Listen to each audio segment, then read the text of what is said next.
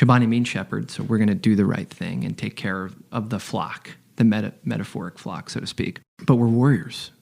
We hate our competition. We want to crush them. We want to win. We want to grow. We want to be number one in market share. Companies and people can be both. It used to be like, oh, there's those do-good companies, and oh, there's those highly competitive companies. Why can't you be both? Why can't half of you want to be a warrior and say, I want to go win in all the markets I compete in, and then I want to give?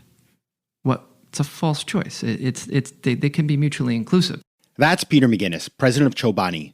I'm your host, Patrick McGinnis, and this is FOMO Sapiens, part of the HBR Presents Network.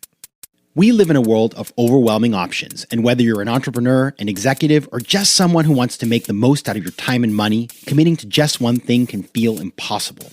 That's called FOMO, and it's short for fear of missing out. How do I know? Because I coined the term. Welcome to FOMO Sapiens, the show where I ask entrepreneurial thinkers how they make personal and professional decisions in a world of overwhelming choice. FOMO. FOMO. FOMO. I'm going to be honest with you. I never thought I'd be that guy to post pictures of food he cooks on Instagram. Until quarantine, my cooking consisted mainly of making things like tuna fish sandwiches. How times have changed. In the past month, I've made things like Thai shrimp curry, vegetable curry, and garlic naan, and I made all of them from scratch. And of course, I had to post them to Instagram. Who knew? I became that guy. At one point or another for each of these recipes, I found myself using a product from food juggernaut Chobani.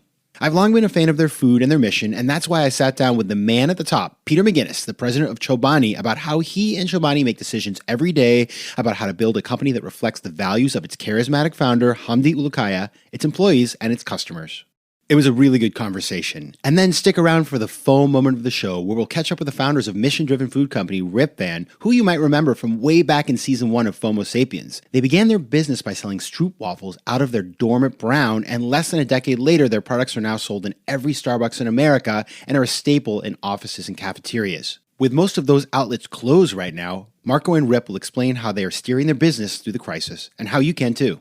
Plus, Rip Van and I are teaming up to give you the perfect combo to feed both your bodies and your minds. Just head over to their Instagram at Rip Van Waffles, that's RAPVANWAFELS, or mine at Patrick J. McGinnis, or both today, where we're giving away 4 boxes of waffles and 4 copies of my new book to 4 lucky FOMO Sapiens listeners. All the details are in the post, and while you're there, you can check out all that cooking I've been doing. Now let's get on to the interview with Peter McGuinness. And before you ask, sadly, we are not related. He spells McGinnis like Guinness the beer, which my dad says, by the way, is the wrong way. Now for a bit of background. While Peter is sitting at the top of a dairy and oat milk empire today, he didn't start out in the food business. He actually worked in the advertising industry for over 20 years. So I started out our conversation by asking Peter why he made the move to Chobani in the first place and how his life has changed since he's taken over the role of president. I came over to Chobani because it was a company I believed in, a brand I believed in, and it was different. And when you spend a lot of time in advertising, a lot of people want to go to the client side. You spent 20 years serving clients and leading clients and doing great work for clients, and then you kind of want to say, what would it like to be a client? And so I went over to Chobani. It wasn't that big of a shift for me because Chobani is a pretty creative brand, and it's belief-based, and it's very entrepreneurial. So it wasn't like I came over to the client side, the dark side, and it was boring and layered and not innovative, and it was like a total change from advertising. It felt very similar, actually. So the transition was swift and relatively easy. And, being CMO of a belief-based brand that makes great products, that does the right thing, that fights for the underdog or continuously helps people in need is a beautiful thing, because it'd be pretty boring to be a chief marketing and brand officer of a brand that you don't love, that's not relevant, that's not resonant, that's not modern, that's not giving. Being president of Chobani, it's a proud moment for me, and I'm honored to do it because I believe in the company, its mission, its values. Look, taking on supply, I had all the demand. Now taking on all of supply chain and quality and innovation and R&D and sourcing and manufacturing and operations. engineering, all that stuff. Very technical. I will never out-engineer our engineers. I'll never out-ops our head of operations, and nor should I. I should be here to support them and make them as successful as possible. And so that's been a bit of a transition for me to kind of step back. And yes, I love being a practitioner, and I love being in the details. And that's a good thing. I'll never lose that, but you have to dial some of that back, and so that your teams can do what they do best, and your teams can rise and grow, and that makes a motivated workforce, and that ultimately makes for a successful company and good results. Tricky, easier said than done, but that's what I'm trying to do.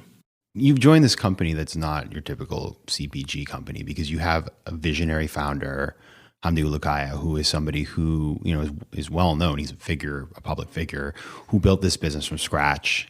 An immigrant to the United States, came really not a lot on his back, and he's built this, massive business, and it's his baby. And so I'm curious, as you come in here as the president, how do you sort of work together? Is that ever a challenge to you, or do you find that it's actually pretty easy to collaborate? It's ongoing. And it's tricky, and founders and entrepreneurs are really interesting leaders. Hamdi has a lot of what I don't. I have some of what he doesn't. And, together we can fill each other's gaps, and that really makes a true team. Hamdi defied all the odds, and that's a beautiful thing, and it needs to be really respected. And so I view my job as carrying on his legacy and ensuring Chobani's successful so that it continues to thrive in many years to come, which is what he ultimately wants. And so, yeah, it's tricky. It's tricky like with every boss, but even trickier with a founder because it is his baby. But he never has treated it that way. He's always treated it as it's the employee's company. He's never really run around and said, "This is my company," which is what's great about him. And he's never really taken a lot of money out of the company. He puts it back into the company because what he really wants is Chobani to thrive, grow, expand, evolve, and be here forever. That's his ultimate goal. So he himself has, given up some things to let me thrive. What he brings, which I think is very, very important, is his compass. His compass is do the right thing. He founded the company. We've never changed the recipe of the food because he made it right 12 years ago when no one was looking, right? So he donated 1% of profits and proceeds from Cup One when he didn't have to 12 years ago when no one was looking. He hired all the refugees 12 years ago. So he didn't do this. This is not a recent thing. So he laid that foundation from the very, very beginning, right? And so for me, I want to keep that going. So we're sitting here in your offices, and I actually have your new oat milk in front of me, which I'll be bringing home and drinking. And it's funny, when the oat milk first became a thing, I remember somebody ordering it at my coffee shop, and I was like, "Oh, another trendy milk." So it started out with the soy, and then it was the almond and the rice and the coconut, and then the oat. You're always thinking about new products, and when you look at a product like an oat milk, somebody could say, "Well, okay, could be the future, but it also could be FOMO." So I'm curious, when you think about a product like an oat, how do you get the conviction that it's not a flash in the pan, that this is a place for you to put your resources? I don't have a lot of business FOMO anymore. And innovation, it's easy to get FOMO. Or a competition launched this, and they just lowered their price. And okay, let them do that. That's what they do. You need to have your own playbook, and you need to have your own confidence. That's number one. Number two, you really have to sift through what's a fad versus a trend. There's so many food fads. And if you follow food fads, you're going to be chasing your tail, and you're going to run around in circles, and you're going to waste a lot of time and money and resources. And so like I said, we were wandering around oats. We have a huge innovation center in Idaho, 75,000 square feet, brand new, state of the art. And we've been playing around with oats for a long, long time. And then, we have Hamdi owns La Colombe, 35, 37 cafes. So we started to see early this oat pairs really well with coffee. And we said, wow, that's really interesting. We started playing around with it. You look at oats. Okay, oats is a cover crop, very little water, very low environmental impact, delicious, very broad in its appeal. The oat beverage is very milky, has dairy milk-like qualities, tastes great with cereal, tastes good enough to just jug it, leaves a milk mustache like milk, goes excellent with coffee, froths, steams. So it has a lot of milk qualities without the dairy. And that's why we joke around and say it's almost milk. So we think it's the superior plant. We think it's the king of the plants. So that was our big bet. We made a huge investment on this to do this ourselves in record time with a lot of overtime and very expensive equipment because we think it's not a fad. So Peter, I want to turn to a business decision that you made that put Chobani in the headlines, and I think it's really a great story to talk about in terms of decision making. There is a phenomenon out there that I had never heard of called school lunch debt. Basically, when kids can't pay their lunch, they rack up debt. And a city in Rhode Island, Warwick, announced a policy to basically only give kids who had this debt a pretty non-nutritious lunch. So it was a sunflower seed and jelly sandwiches. And Chobani heard about this, stepped up, and donated almost $50,000 to pay off those debts so that the kids could maintain access to regular school lunch. And at the time, you issue a statement that said, quote, access to naturally nutritious and delicious food should be a right, not a privilege for every child. Can you tell us why Chobani felt that it should step into this situation? Sure. First and foremost, we didn't look at it as a business decision. Okay. And I think that's the mistake most companies make. Wasn't a business decision, had nothing to do with our business. Warwick, Rhode Island is a very small town. It's not going to move market share or increase the amount of pounds we make, produce, and ship. We kind of led with our heart and soul, and businesses are comprised of people, and we're parents. So you look at that and say, it just doesn't make any sense. It's just wrong.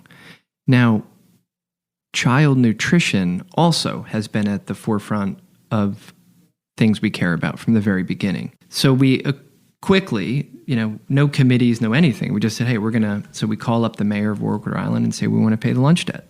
And he accepted it and we paid it. And it became this national news story. There was never in our wildest imagination that we thought we would get that much outpouring of love for just doing the right thing. It was $50,000. It wasn't like we did millions. We were just doing the right thing, which is a knee-jerk reaction for us to do the right thing. It's instinct. We didn't debate it and discuss it much. And then we said, wow, this is something that's kind of under the skin of Americans here, and this is a big deal. So we dug into it, and we realized every state has lunch debt in the entire country. So then we immediately paid the upstate lunch debt where our factory is in upstate New York, and it was more than Warwick. And then we went to Idaho and paid the lunch debt. We did it quietly and didn't make a big deal about it. And then as we got into this, we're like, wow, this is all 50 states have lunch debt. And then this is a huge problem. And so Chobani can't end this by just paying. And by the way, then it resets next year and it accumulates the year. So this is a national problem. It requires a national solution, but we want to do our part.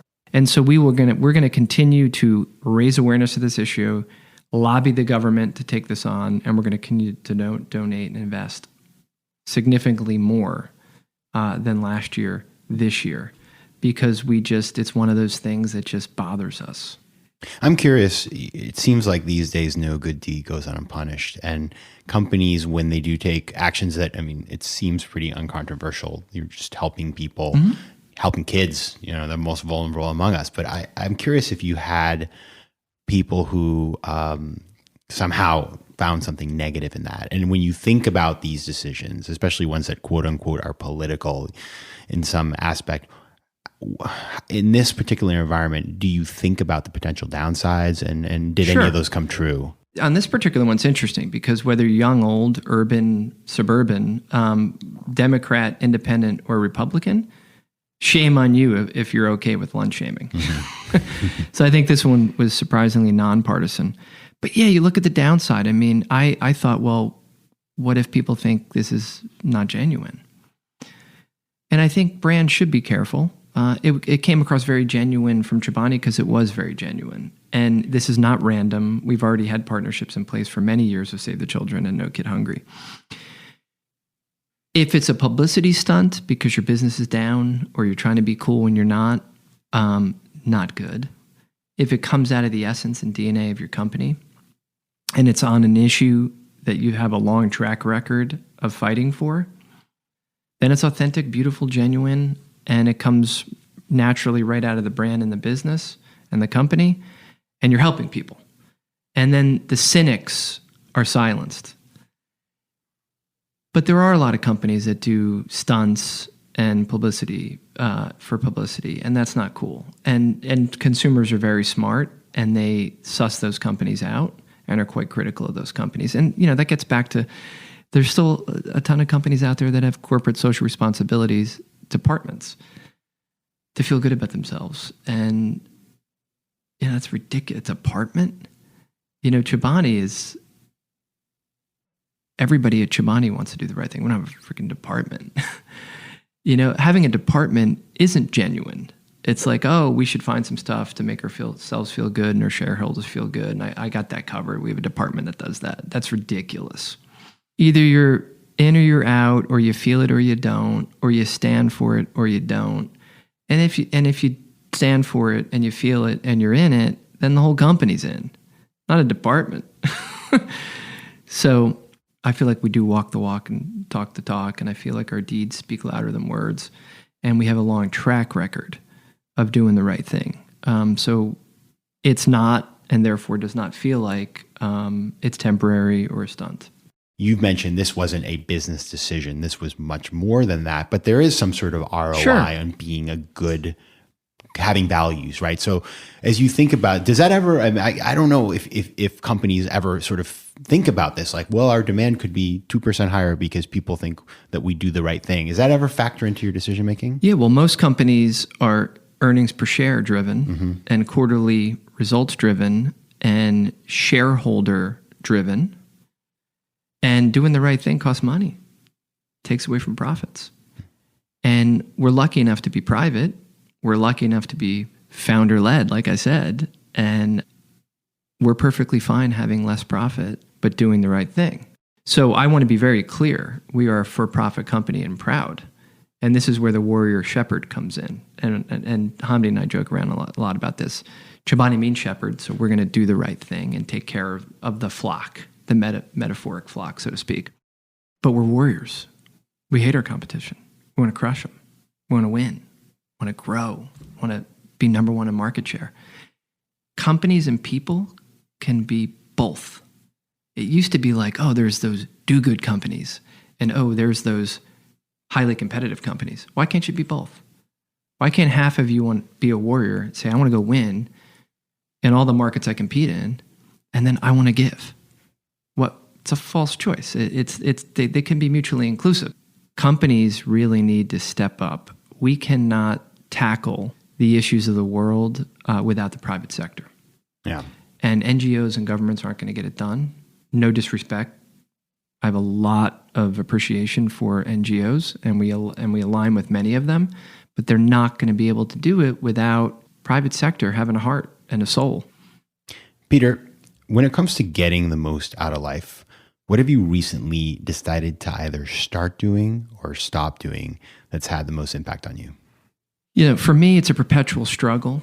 I hate this whole work-life balance thing because it's such a freaking cliche. So what do I want to stop and start doing? I want to stop needing to know everything and being into every detail. Right, that's the FOMO. Got to stay away from the FOMO. Yeah, and I want to stop having work invade every aspect of your life and setting some boundaries, which I think is healthy.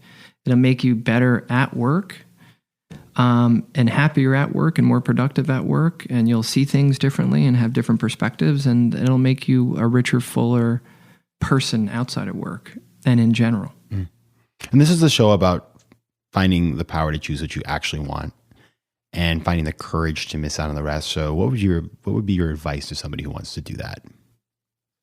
Yeah, I think you got to stop and smell the roses every step of the way. I was very driven when I was younger. Promotions and taking on more and doing more was vitally important. I think you got to set some boundaries for yourself. You got to be who you are. You got to be the best you can be. You can't try to be what others are. Ambition's wonderful, but not if you're not happy along the way. So every step of the way, you should be enjoying it and not wonder what's next or what am I missing out on, or wait, this person got promoted ahead of me. Your day and time will come. And I know this is much easier said than done, but if you're constantly wanting the next thing, then you're not enjoying the current thing. And that doesn't mean, by the way, if you cut back on that, you're not ambitious. You can be ambitious and want to grow, but still enjoy each step.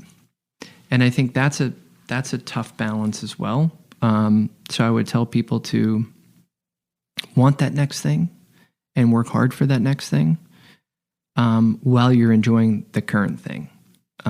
Otherwise, you're not going to be so happy. Yeah, and what's ironic, of course, is that if you move, you get that thing, and then you don't enjoy that either because you want the next thing, and so you're sort it of never like, ends. So if you can learn, and I think it's like the little things in life. If you can enjoy the little things in life, then the big things come easier, and that comes in your career and getting your coffee in the morning. But it's sort of like this idea that we have to be ambitious to the point that we're self-flagellating and not enjoying anything. It's a long way to live your life. It's a waste. Yeah, and look, there's always going to be the next thing, and by the way, it goes with everything in life. The next car, the next house. I mean, when does it ever end? So you just have to enjoy it, and but you have to be comfortable enough in your own skin and confident enough in yourself, and that's hard. And we all struggle with that at times in order to do that. So it's much easier said than done, but I think that's probably the best thing you can do in work and in life. So I thought there was only room for one McGinnis on FOMO Sapiens, but it turns out you were wrong. All right. Peter McGuinness, president of Chobani, thank you so much for your time. Thank you. FOMO. And now it's time for the FOMO moment of the show. And today I'm welcoming back Abhishek Prushkin and Marco De Leon, the co-founders of Brooklyn-based Rip Van, the better-for-you snacks company best known for its Stroop waffles. Rip joined me from home in Brooklyn while Marco zoomed in from Richmond, Virginia. And to start out, I asked Rip how they are managing through this moment. COVID has changed the external circumstances. And within that, you have to figure out what can you do to optimize your business. That's one. And then the second thing is, as you get through COVID and the circumstances eventually go back to normal, what are you doing right now to ensure that when that transition takes place, you're able to manage the business as you were managing the business before? Okay, so Marco, what does that mean in terms of specific changes that you're making right now? With COVID, there was a big external shock to our business, especially within food service. I mean, we have a lot of distribution that is in coffee shops or in offices, and so overnight that went to zero as a lot of those places were closing down. So, we really pushed, our focus towards online and really where consumers were and can get our product. And I think it's been really good because we've been able to build out and grow our online business significantly, and also, really connect with consumers on a much deeper level that, we haven't been able to, because I think we've been very, very focused on offline. We actually revamped our website, so we launched a new website, recently. So that was a big focus for us. We really started, email marketing as well. We really weren't doing that as much of a focus previously. And Rip, as you think about just dealing with the needs of your employees right now, I mean, you have employees who are living in New York City or in different places and they're spread out, but they're also dealing with their own personal situation. So how can leaders of startups like yours create an environment where the people who work for them feel safe? I think on a personal level, it's, I think basic EQ is, are you being mindful of the load that a team member is able to take? And are you being mindful of whether they're stressed out in their personal life or not? And are you able to connect with them on a personal level so they feel that they're not only being heard, but they're being understood, especially during this time? And I think if leadership is able to do that really well during this time, it's going to cement the bonds between the critical relationships within the team, and it's really going to solidify a good culture. Because if you can get through something like COVID and the team is pumped and positive, you're building huge dividends in culture. And Marco, this isn't the first time that you guys have gone through a crisis. You just had a really interesting sort of brand refresh and email campaign that went out that I really liked. And you talked about the fact that you almost ran out of money at one point and then your factory burned down. So you've been through these crucible moments before. What are you taking from those experiences in order to apply those lessons right now? I think that previously, I think the first time that there's a major crisis in the business, it feels like the sky is falling. And there's, I think, a certain emotional aspect to that. And this time, there's a lot less emotion to it, where it's basically saying, okay, this has happened. We've, these customers of ours have shut down. What are we going to do about it? What effect does that have, on the business and on the top line and on the bottom line? And what decisions do we have to make?